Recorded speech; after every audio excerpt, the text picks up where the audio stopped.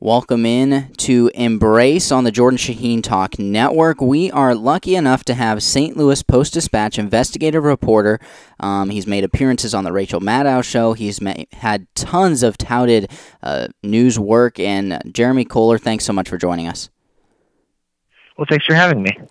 All right, so now you have been in the heart of all of this Ferguson madness regarding the Michael Brown shooting. The first kind of question I had is, when it first happened, it almost seemed like it took a little bit of time to have the media start covering it as it picked up steam. Is it something that around the news station you saw as breaking huge news when it first happened, or did it kind of take off and turn into something more interesting than you might have originally thought?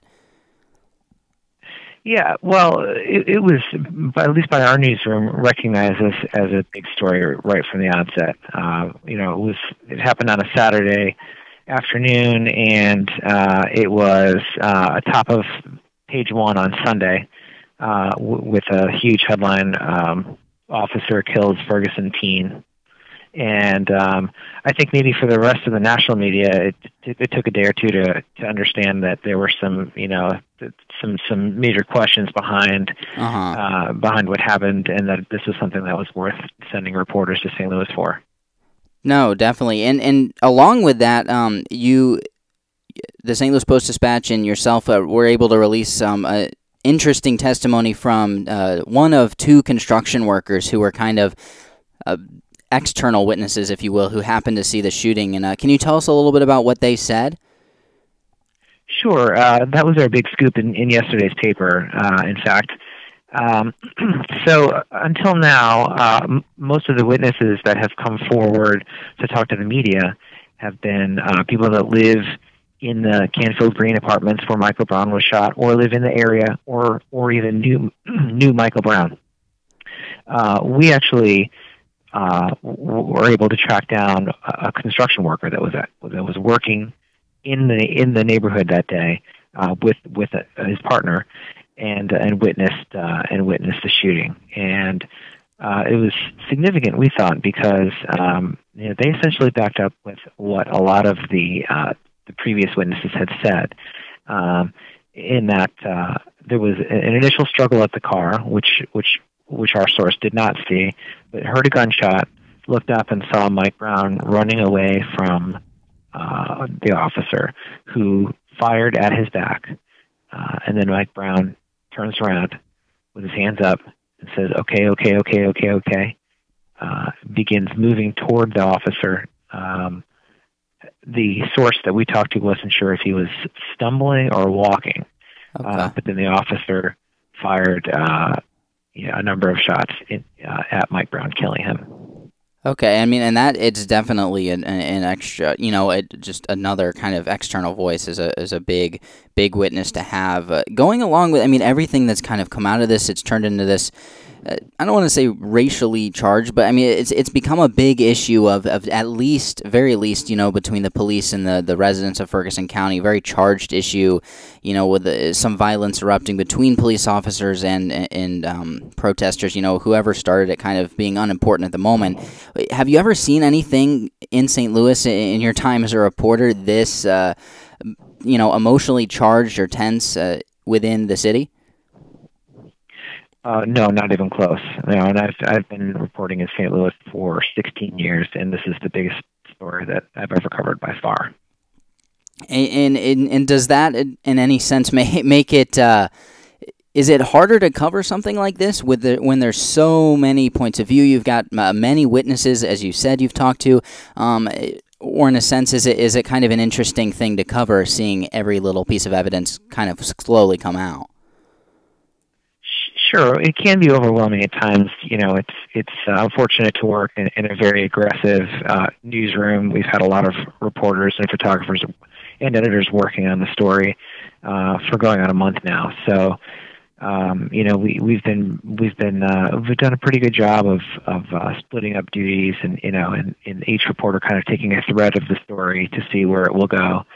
But all of us are also juggling our everyday lives, picking up the kids, Right. and living so close to this major national news story, it really is just an all-encompassing affair.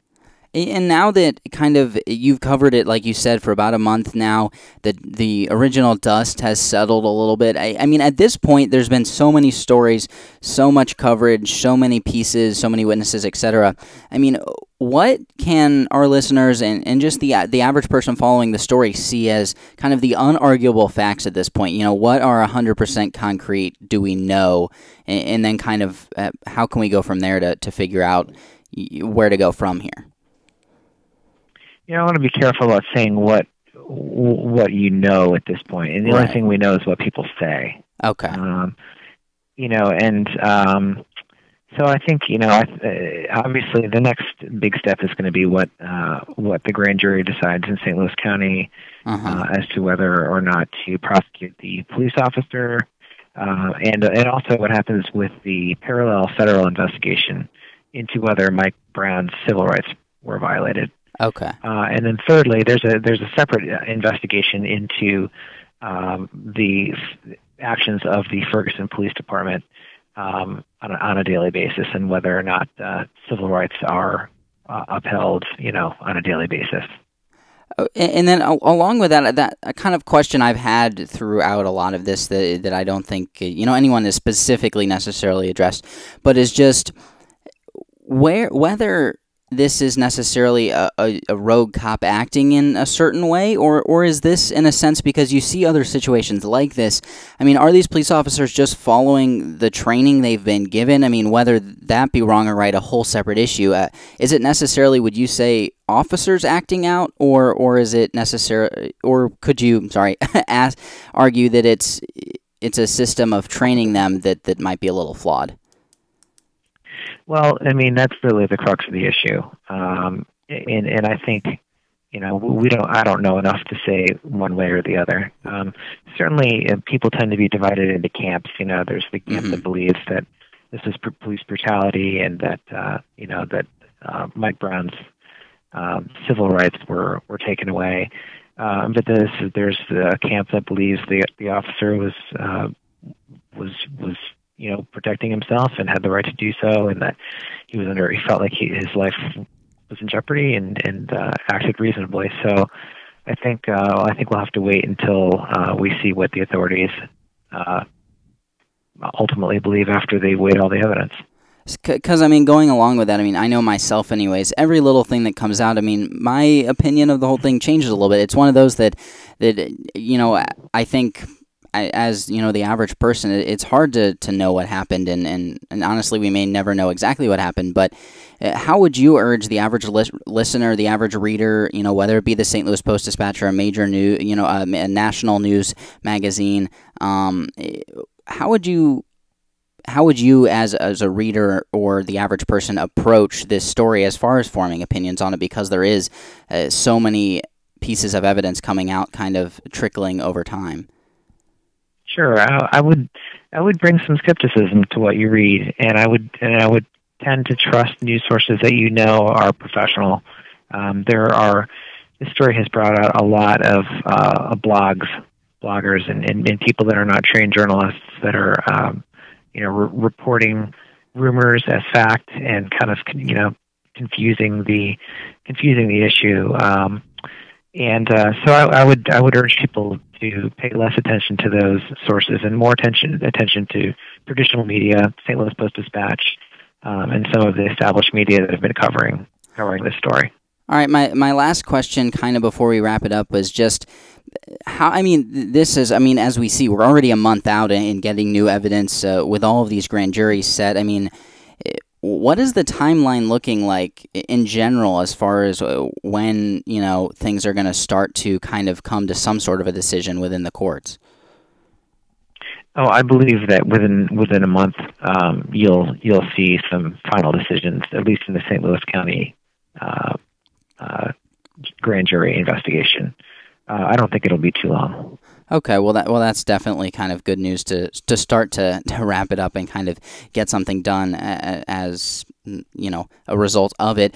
The last thing I want to just ask for you is with all of our listeners at home and across the nation trying to figure this out. I mean, the St. Louis Post-Dispatch really has some great articles on it.